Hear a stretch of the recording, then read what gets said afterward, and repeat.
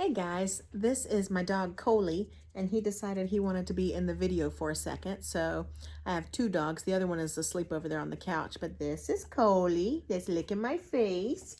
And he says, "Hi boys and girls, we miss seeing you at school." And we're going to be reading a story in a second, but I just wanted to say hi. So today's story is The Three Little Javelinas. And for those of you that have already listened to our other Three Pigs stories, we read The Three Little Pigs, the original fairy tale, and we also read the true story of the Three Little Pigs from the wolf's point of view. Today we're going to read another version of this folk tale by Susan Lowell, illustrated by Jim Harris. And if you get a nice close look there at the Javelinas, what do you notice? Yeah, so the Javelinas are similar to pigs, but they're covered in hair, aren't they?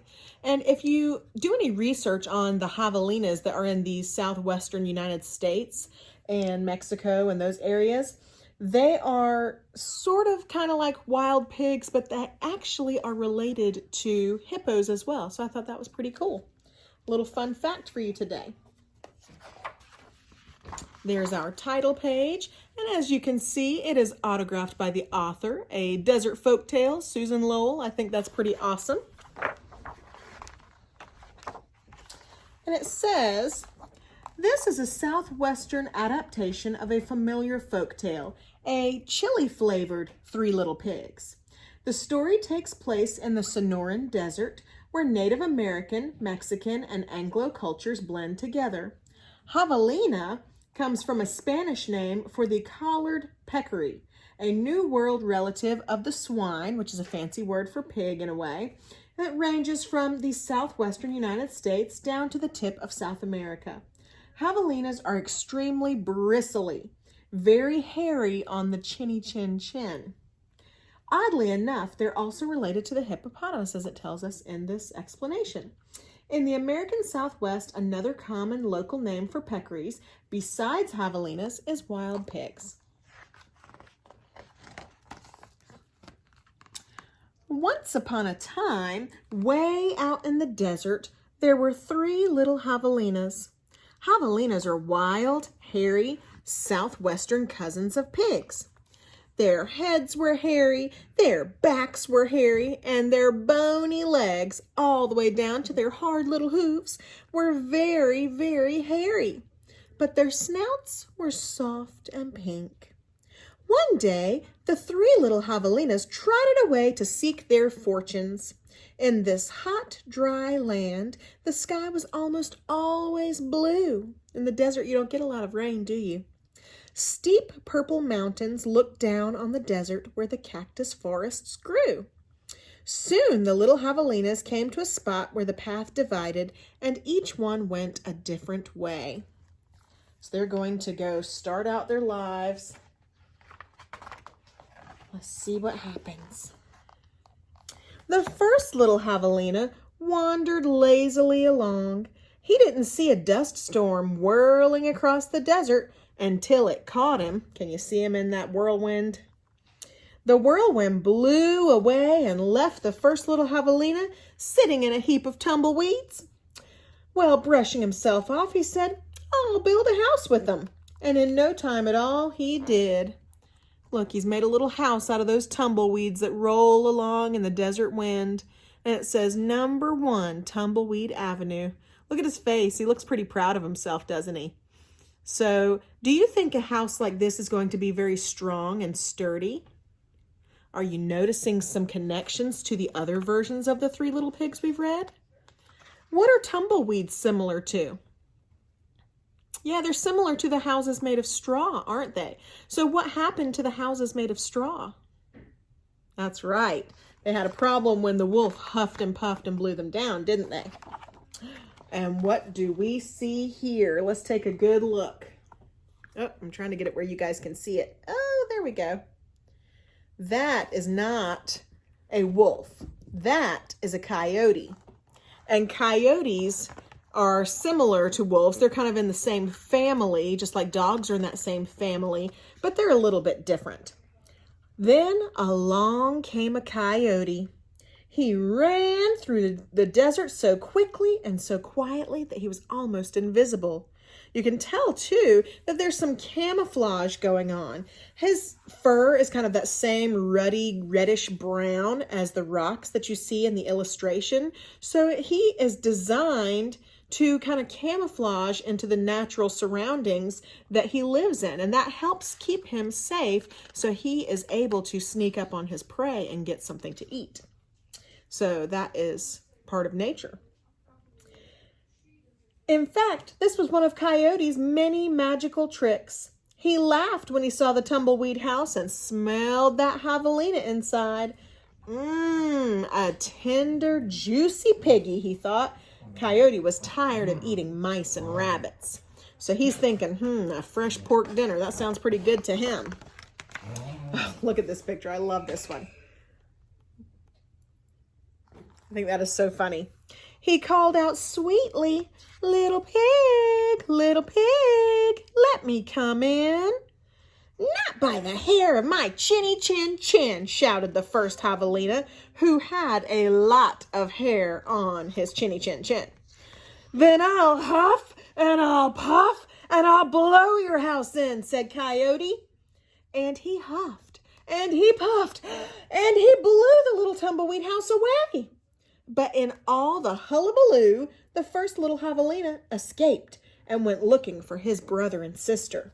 Coyote, who was very sneaky, tiptoed along behind. So he kind of blew away when he blew the house down. He's going to get away, he hopes. But what is Coyote trying to do? Yeah, he's still trying to get that pork dinner. The second little javelina walked for miles along giant cactus plants called saguaros. They held their ripe red fruit high in the sky, but they made almost no shade, and the little javelina, he grew hot. Then he came upon a Native American woman who was gathering sticks from inside a dried-up cactus. She planned to use these long sticks, called saguaro ribs, to knock down the sweet cactus fruit. The second little javelina said, "Please, may I have some sticks to build a house?" "Hau," she said, which means yes in the language of the desert people. So she's going to share some of her sticks with him because he's so very hot. Now, do you think the sticks will make a better house than the tumbleweeds?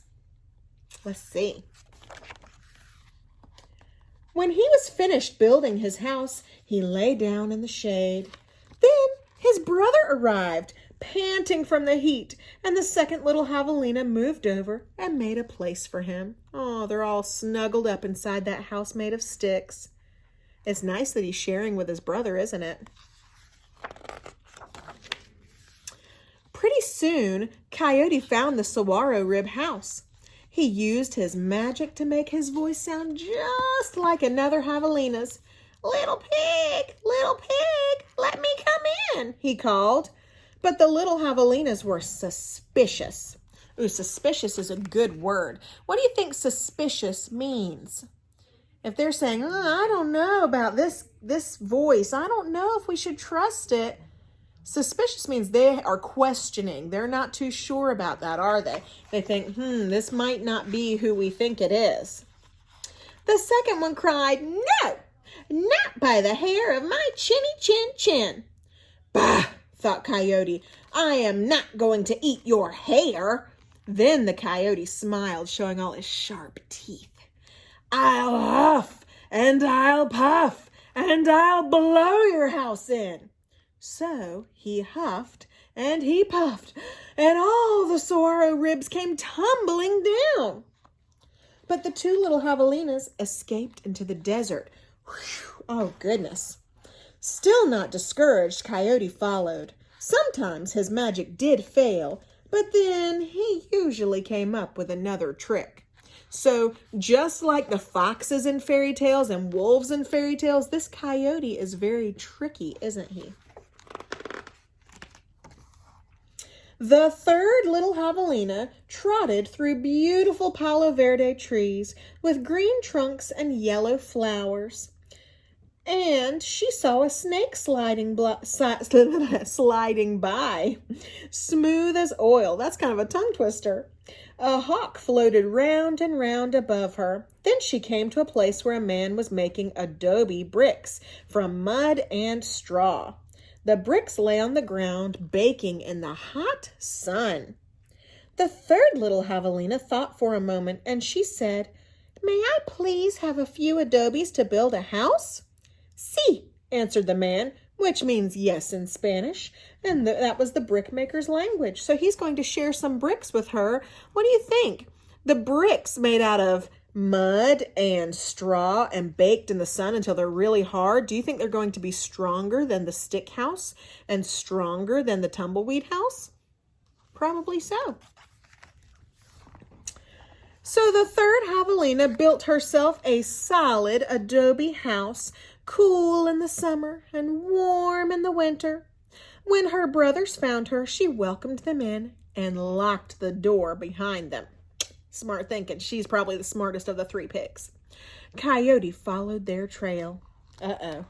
So Coyote's not giving up. So there's three little piggies there just waiting to be eaten, and he's thinking, I'm going to get that pork dinner now for sure. Little pig, let me come in, he called. Well, the three little javelinas looked out the window. This time the coyote pretended to be very old and weak. Look at that picture of the old, weak coyote. Oh my goodness, he's got a cane. He's got his arm in a sling. He's got those little glasses on his face. He looks like he's very weak indeed. With no teeth, and he had a sore paw. But they were not fooled. "No, not by the hair of my chinny chin chin," called back the third little javelina.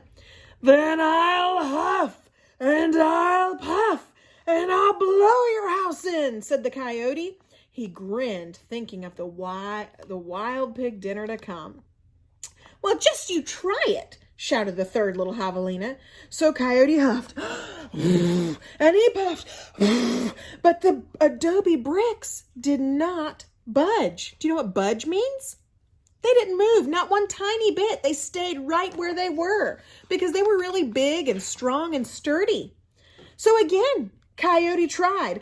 "I'll huff, and I'll puff, and I'll blow your house in." Well, the three little javelinas covered their hairy ears, but nothing happened. The javelinas peeked out the window. So they thought, oh my goodness, maybe he's going to do it. Was he able to blow the house in? Nope. So now we see, oh, he's got another idea. Can you see what he's trying to do? Oh, he has a lot of tricks. The tip of Coyote's raggedy tail whisked right past their noses. He was climbing upon the tin roof. Next, Coyote used his magic to make himself very skinny. "The stovepipe!" gasped the third little javelina.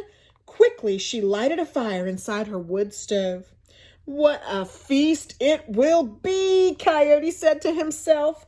He squeezed into the stovepipe. "I think I'll eat them with red-hot chili sauce." Whoosh. So he went down into the stovepipe. Now, what do you notice is down here? That stove, what do you think is going to happen when he gets down there? It says sizzle. What things make sizzling noises?